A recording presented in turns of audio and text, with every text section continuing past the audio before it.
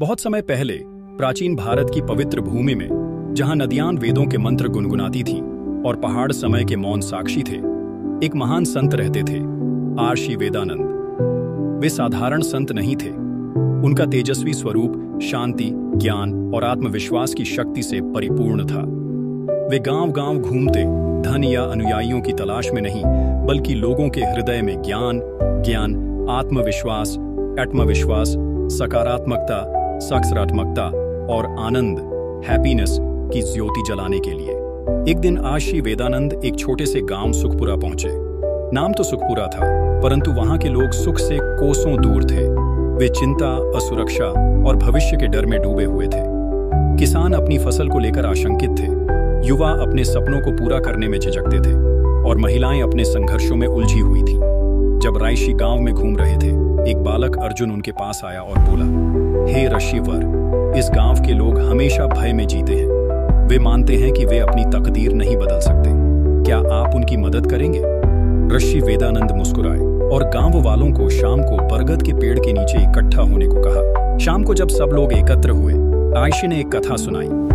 एक निर्धन व्यक्ति था जो सालों से दरिद्रता में जीवन जी रहा था। वह भीख मांगता और अपनी किस्मत को कोसता। एक दिन एक यात्री ने उससे कहा कि उसके झोपड़ी के नीचे एक छुपा हुआ खजाना है, लेकिन वह हंसते हुए बोला, मैं इतना कमजोर हूं कि खुदाई नहीं कर सकता, और यदि खुदाई करने के बाद कुछ न मिला तो? लेकिन कई प्रयासों के बाद उसने खुदाई की और सच में एक सोने और रत्नों से भरा संदूक पाया। गांव वाले ध्यान से सुन रहे थे। ऋषि बोले, उस गरीब व्यक्ति की तरह तुम सभी के भीतर भी एक अनमोल खजाना है, तुम्हारा ज्ञान, तुम्हारी शक्ति और आत्मविश्वास।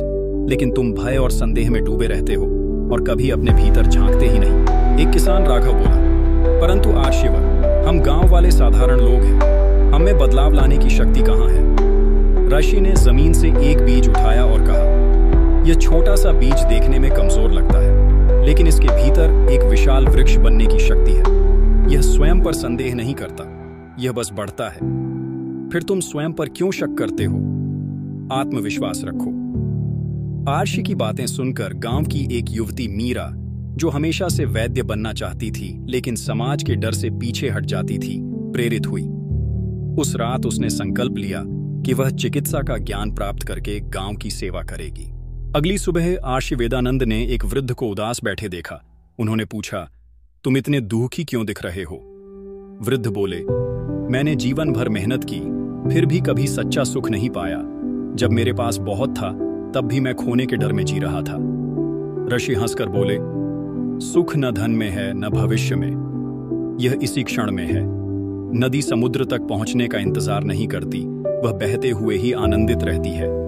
जिस दिन तुम यह समझ जाओगे कि आनंद तुम्हारे भीतर है, उसी दिन तुम स्वतंत्र हो जाओगे। ऋषि के वचनों से गांव वाले जीवन को नए दृष्टिकोण से देखने लगे। वे छोटी छोटी चीजों में खुशियां ढूंढने लगे, सूरज की किरणों में, परिवार के प्रेम में और अपने श्रम में।